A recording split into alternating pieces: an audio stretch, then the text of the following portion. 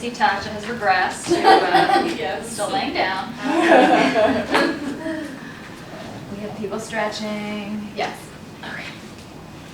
In the spirit of practicing mindfulness, please feel free to take care of your needs. I know that you all have had a long day, training day, so if anyone needs to use the restroom or stretch or just even stand up, feel free to be, or grab a seat if you want to switch gears, grab some water. Please feel free to take care of those needs. Okay, so thank you also for your patience in running with an abbreviated version of doing that and doing that quickly.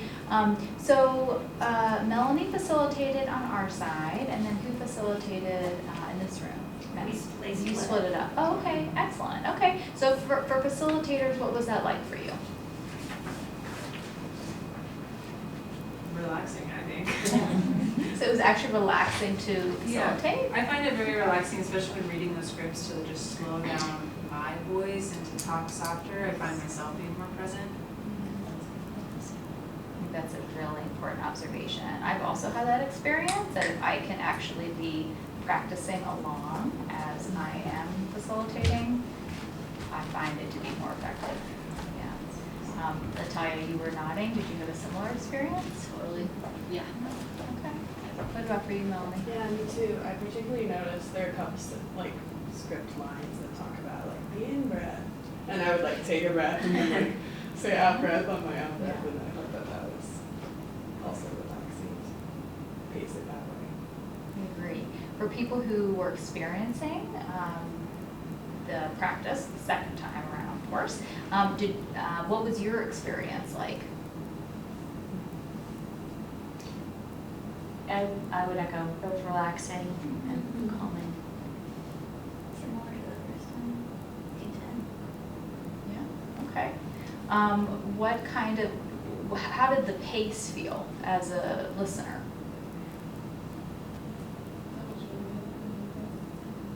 I think some of the pauses could have been a little longer, but I also could tell you were like, okay, I want to Timekeeping. You've done it. Like Yeah. we need to move through this, and otherwise the pacing for both. And you, right? You were supposed to do the polar bear. Or you were okay. Yeah. I wanted to say I could actually tell because you could, even though one of you just jumped right into it, you both felt very comfortable with it. So I was impressed. And then Vicki, anything to add? No, it felt good to me. I think the pace was good for you, Melanie. Your voice has a nice tone, so it was easy to follow along and just kind of be present. Really well done. I think this is an area where people, as newer facilitators, often have to practice. I totally lump myself in that category too.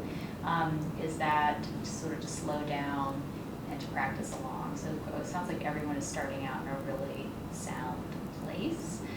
We skimped on the processing, which I'm curious, did you all have any time to do a processing afterwards at all? Okay, so we can reflect a little bit on Melanie's, like I think she had time for like one or maybe two questions, and then we also processed in here. But I'm curious what your thoughts are on that part of it. What was either your experience or your imagination of what aspects of that would be harder or easier to do in terms of the post-practice processing or discussion? I really liked when we processed after yours, how you said like all of this can become easier to redirect your thoughts on your own by practicing this. So I think highlighting that is a skill that they can do by themselves would be really helpful. Part of processing. I think it's also good to remind the teens, like during the practice of that, because sometimes like if you're facilitating, you can kind of tell that they're uncomfortable or distracted, and you're like, remember, you don't have to be perfect at this, we're all practicing together. That's a really great point. And that's what I love about that point is that I think that's important as a facilitator to notice and to know your participants, right? So by this time you've now known them like 2 hours, right, about, give or take, and they've been participating a little bit. And so if you notice that there are certain people who may be feeling uncomfortable just sort of antenna go out, that like, there may be some discomfort in the room, and even having the knowledge that that may be a more common experience for anybody doing this for the first time, but especially for teens, then that's absolutely good to feel like you can be a little spontaneous in your speech. So we talked about the fact that this is a guide, but in an ideal world, you're actually not reading it like word for word when you actually go to deliver it. You're improvising a little bit and inserting things as you notice them unfolding in the room or in your own mind. Does that make sense? Okay. So one of the challenges that we have is that in our experience of these is that we often just don't get much response from teens. I think I mentioned that earlier. And so I like Doug's question earlier about sort of what do you think would be ideally some of the main take-home messages that you might like to hit on. You have some prompts in the manual, but what do you think are some of the things that you would love to kind of hit home by the process or discussion after the practice? I think one thing I always want to reiterate is that it is about practicing. It's not about clearing your mind. That's such a huge misconception so many people have about mindfulness, is that you're supposed to clear your mind and not think. But it's really about practicing, being able to focus on something and being able to be aware of your thoughts. That's really the point. So.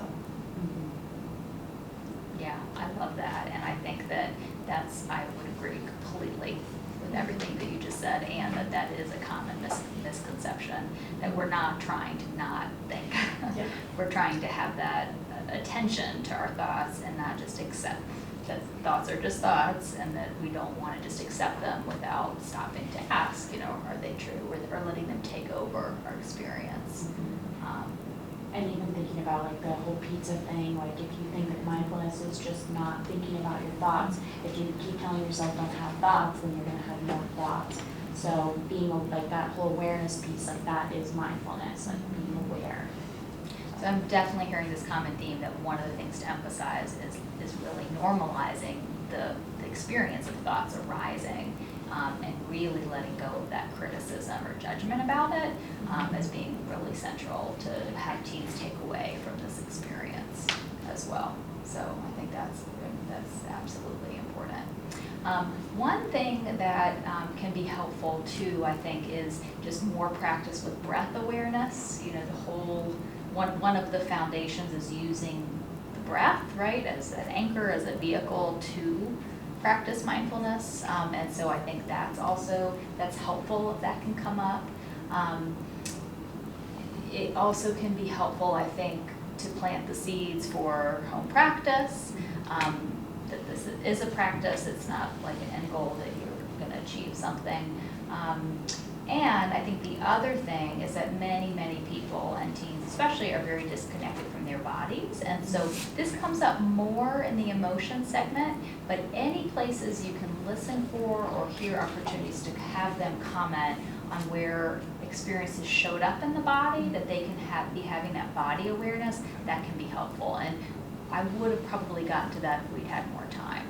But hopefully with the emotion practice, we'll get a chance to hear more about that. All right, you're taking off? Yes, but I will Okay. see everybody 9 a.m. on Monday. Okay. All right, so we have 45 minutes left. And so just to sort of anchor things, we are going to skip the person just like me activity. Do you all have that on your handout, the one that's person just like me? Okay. We don't do this, but I love this. Do you all do this, Tasha? Yes, we do. At the end of every session. At the end of every session. Oh, So it has like cool. little modifications for whatever theme. Thanks, Rachel. But at the end of every Thanks for session. setting this up. I don't know how long that one is, that you guys are looking at, but it's a brief one. Okay, So, got it. yeah. So I think just in the interest of time, we're gonna skip over this, but I love this. It seems like, did you all do this with the breathe, the B session?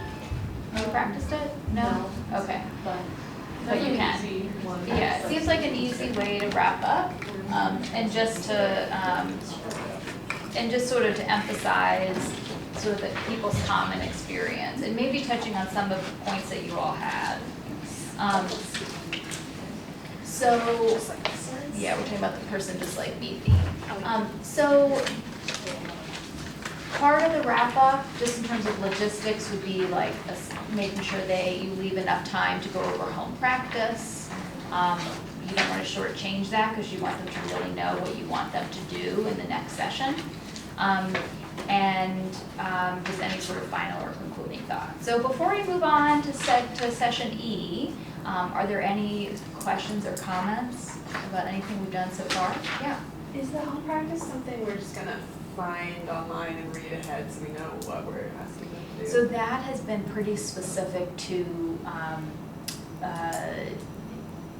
which version of the intervention you deliver. Okay. So in our different labs, we've developed different tracking. Rachel's program, which is to like have more like digital access to things, to like homework sheets, and so that would be part of the training lab specific. Okay, cool. Yeah, there are some standard things that Trish provides in the Learning to Breathe student workbook, and we've worked from that and then modified a little bit in all of our labs. And I was also wondering, how is this cut up into 6 sessions? Is there like a line of like day 1? You said like we'll only have known them for a couple hours. We'll got through all of this in the first session. No, or? so they follow the BREATHE acronym. So B and E, the second E, are introduced the same day. Okay, 'cause I know there's 7, but you're right, okay. Yes, there are those so, two. yes, exactly. Perfect. So E is introduced at the beginning of like, that's the overall goal of the program. But the body, and again, it's flexible. We may, in some of our upcoming iterations, change it around. And then when they administer in schools, it can be adapted in ways that work for your context. Those are really important adaptations to think carefully about. But I think, like Doug said, one of the things is knowing what those take-home messages are, so that even if you're stumbling through things, you just sort of know what you really want to hammer home.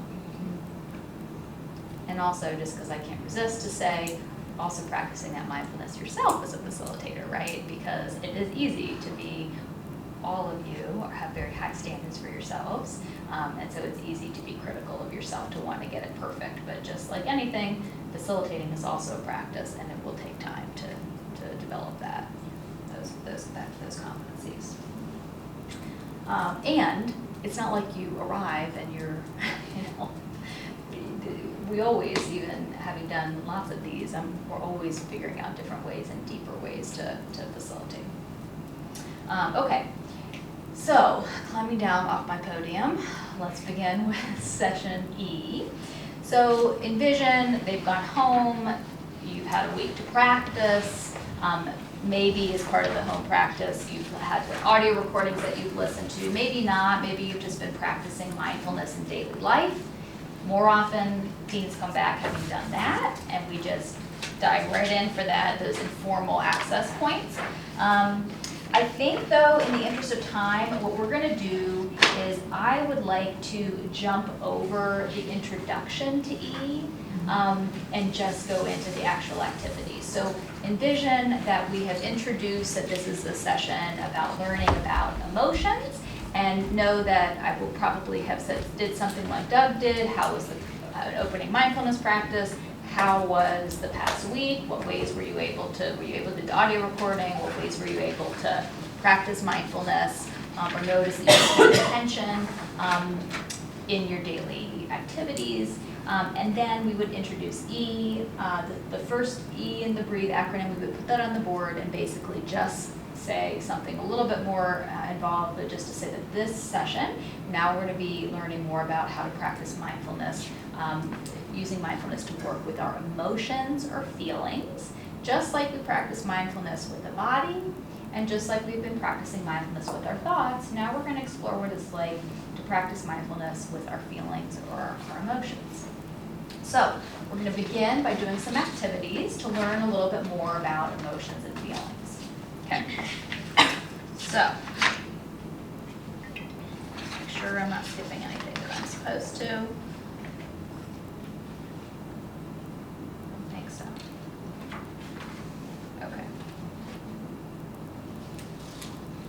Okay, so I don't know exactly what you guys are looking at, but you can see that I've just like kind of run through this. Does that make sense? Is Mhm. everybody with me? Yeah. Okay, so those first introductory parts of the session. Everyone's nodding like they're following along, yes, okay. Okay, so we're on to activity 1. Okay. All right, so now we're gonna do an activity to learn a little bit more about our emotions. Okay, so I'm gonna ask everyone to stand up.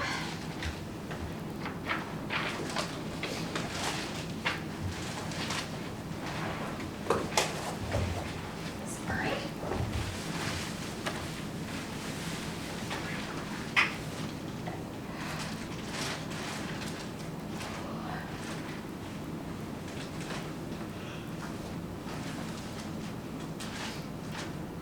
We have a rope or a line or tape, or we didn't do that. Oh, so when we do this, we just raise hands. Oh. So I Okay. don't know if we have that. Okay, that's totally fine. Is that okay? That's I mean, we totally could fine. just do blankets also, we could kind of roll them up. You know what, let's just imagine that I'm gonna ask everybody to stand in a line up and down the side of the rib facing the recorders. Okay, so just kind of line up and we have enough space here. Perfect, okay, and I want you to visualize, because you all have excellent imaginations, that in front of you is a long piece of rope.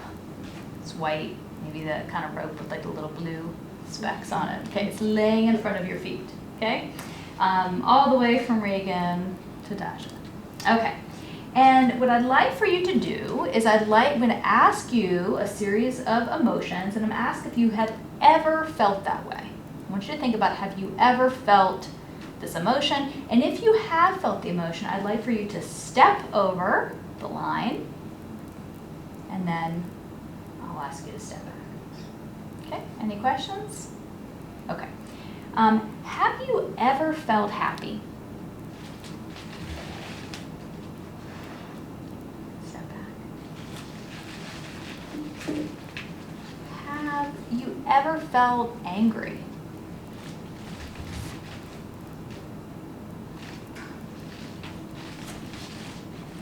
Have you ever felt afraid?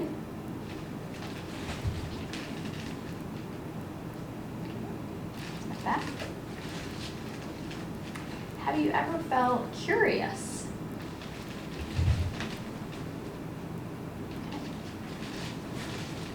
Have you ever felt calm?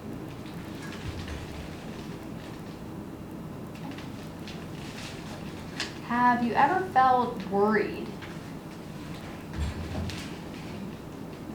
Okay. Have you ever felt embarrassed?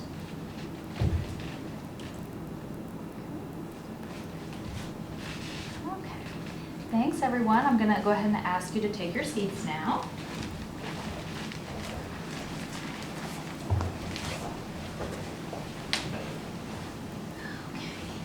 So, what did you notice about that activity?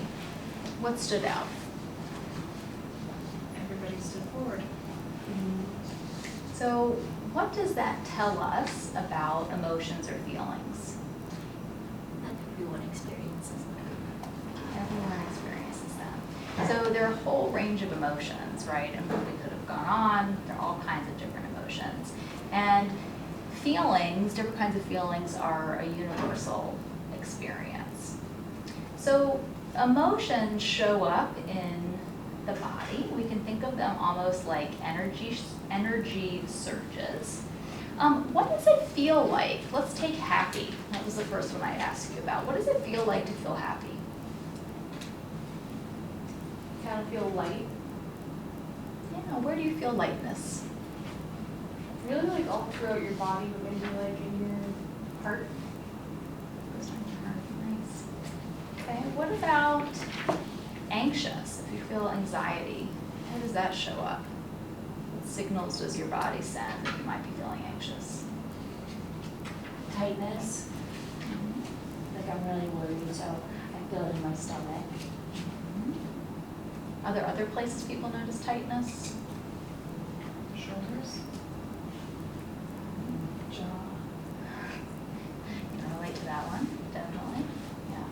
So do those feelings, anxiety, feeling it in your stomach, picturing it in your shoulders or your jaw, for how many people does that feel unpleasant? What about pleasant or neutral? Anyone ever experiencing anxiety or in situations where anxiety feels positive or even neutral? Maybe? What about riding a roller coaster? Has anyone ever felt, how many people in here like roller coasters? Okay. Notice I'm not raising my hand, not in that category. For those of you who did raise your hand, do you feel anxiety when you ride a roller coaster? Yeah, but you kind of label it as this excitement more than that, even though it feels the same. Is it possible to feel more than one feeling at a time? Double dipped emotions. Double dipped emotions, I like that. We weren't leading diabetes groups, I related to ice cream. But we tend not to bring up food with our diabetes groups, but I really like that analogy otherwise. Yes, yeah, absolutely. So, you know, we all feel emotions. We all feel different kinds of emotions at different times in our life. We can feel more than one emotion at once, and often we can have times where we experience emotions as the same emotion, even as pleasant or unpleasant, and the body is sort of the ground for us experiencing these emotions, really as sensations. But we can move through our lives often not recognizing these feelings or recognizing these sensations. So I'm going to skip over this part. How does it feel? Ask students to suggest feelings that fit the following situations. We don't typically do that, but it is certainly, we can check with Rachel and Doug if that's something that they expand upon. But I think this would be a great opportunity if you're feeling like you're not getting a lot of dialogue. Do you all, actually, sorry, Tasha, you're here. Do you all do that? What kind, how does it feel when I get a grade on a launch on a project? Do you all go through that? No, we don't Okay. have that one. No. Or how does it feel when I get a compliment? Okay. Yeah, no, we don't have that one. We Where don't is have this that. actually?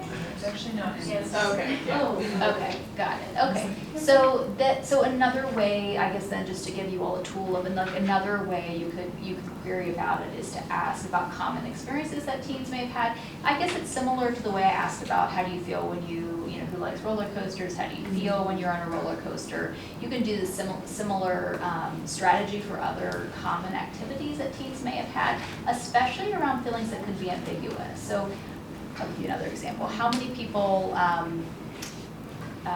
like watching scary movies? How many people do not like scary movies? Okay, so we're about split, half and half. Okay, so for the people who raised your hand that you do not like scary movies, if you were to picture watching a scary movie, what kinds of feelings arise? Anxiety. It's not pleasant. Anxiety, not pleasant. Okay. Yeah. Anyone here? Fear, yes. Terror, Terror. fear that can raise to terror. Yeah. And for those of you who may be programmed a little bit more to not enjoy scary movies, when you're experiencing that fear or anxiety as unpleasant, as Tasha said, is that feeling weak or strong? Can be really strong. Strong, sometimes I scream. Yeah. I'll wiggle around like this. Yeah. Just that emotion blowing out of your body. Like, need a blanket and remove the situation. So let's contrast this to those of you who, on this side, I don't know how this happened, but this side of the room, somehow, you group together are the folks that like scary movies. So when you watch a scary movie, how do you feel? It's thrilling Nice. sometimes, and it's kind of fun. Like Reagan said that sometimes she screams, and so do I, and I think that's kind of the fun of watching the movie. So I'm going to wrap this up, but you can see that the point here is that we are everybody's different. Some people experience the same kinds of feelings or situations in different ways. There aren't any right or wrong emotions, but we can use mindfulness practice to pay attention to our emotional experiences, and that can really benefit us. But to realize that emotions come and go in strength. Sometimes we may feel things very strongly, and sometimes we may feel things not as strongly. Those feelings can fade in and out with different experiences.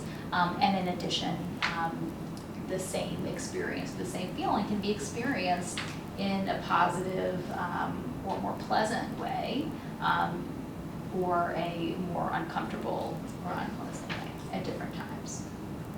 Okay, so that in a nutshell is sort of that activity. And then, okay, so the next activity that we have on here, I think that the gray cover-up is for Monday. Okay, so the next activity we have is the emotions in 3 acts. Do you all do this? Yes. Okay. We modified it, I think, to only have 2 acts. Oh, yeah. So we Okay. took out, I forget what the 3 original ones were, but we have one where you do like an emotion charade, so you act like an emotion, and then you meet up with somebody who's acting like the similar emotion. Okay. And then, what's the one before that? You want this? It's like forgetting this. Oh, thanks. So this is what you all have Yeah. here? Okay. So you all don't have our research manuals, you just have this. Oh, yeah. Yeah. Yeah, so the first one, they're just mindful walking, and then the second one, they do the emotion charade. That's what it is. Okay. And do you all stop to process in between? Yeah, so we haven't just done this process a one. little bit before the first one, just to Okay. be like, what was that like? Yeah. And then, Okay. Do you, yeah. I mean, I don't want to put you on the spot, but like, do you want to do this one for us since you've done it?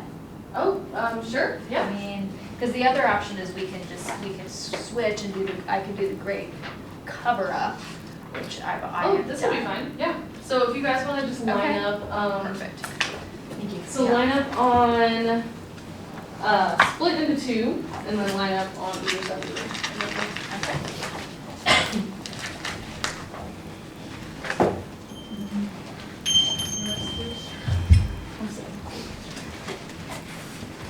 Alright, where's the tea shop now? Oh, great.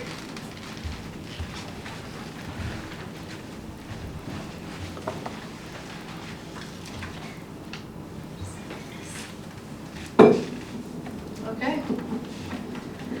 So when I ring the bell, I just want you to walk to the other side of the room and then back, just slowly and mindfully.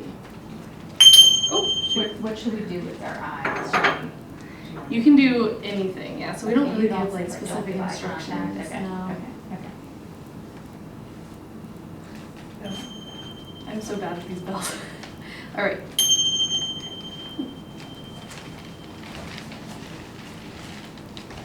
So noticing any sensations you experience right now.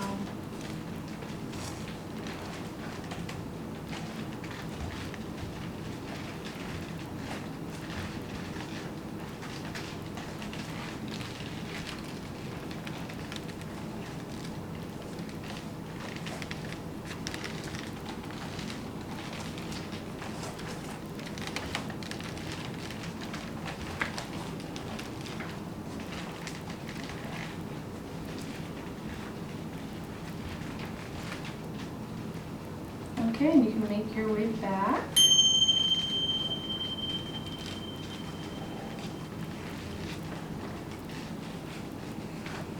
So what was that like for you guys? What did you notice in your body or your thoughts or your feelings? Well, I really noticed the difference between the mat and the ground, Mm-hmm. where my feet was like hitting. Okay. Noticing the different textures of the ground. Mm-hmm. What else did you notice when you were doing that mindful walking? I also noticed my feet more, just like the different parts of my feet and where they were, like the heel, the ball, and the toes. So maybe that movement that you wouldn't really recognize if you weren't really focusing on it and being mindful about it. Mm-hmm. I have that experience too. I don't know, I was just thinking about how I'm a failure because I should have known how to do this exercise and, you know, I wasn't doing it. So you notice some self-judgment going on, some feeling like, I should know how to do this better. Okay. And did anyone else feel that way about this activity? Notice any self-critical thoughts going on? I wasn't sure what I was supposed to be doing with the rest of my body. So also some feelings of uncertainty. What am I doing here? And I think that's really normal. These thoughts come in our heads all the time. Okay, so for this one, I want you to take a moment and just think of an emotion in your head. So just take a moment for that for just a second. And then when I ring the bell, I want you to act like that emotion. So acting out whatever that emotion feels like to you. And you're gonna try and find a partner. So somebody who is acting out your same emotion or a similar emotion. So when I ring this bell,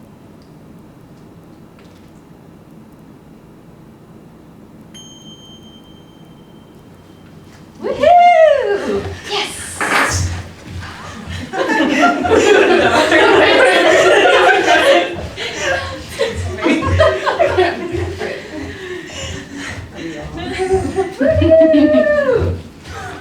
wow, we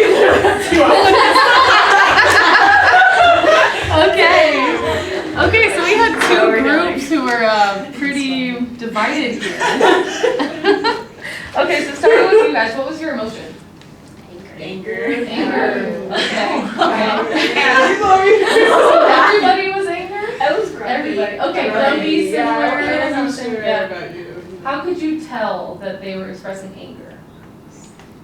Frown, the Body language. Yeah. together. Yeah. I also made me laugh in the middle, so. Yeah, we started laughing at each other. Okay, yeah. So there are these definite cues that really tell other people, it's like a signal, right? That we're angry. And what emotion were you guys? I was happy. I was happy. I was enthusiastic. Oh, okay, yeah. And how could you tell? Well, I like to dance when I'm happy. Move and smile.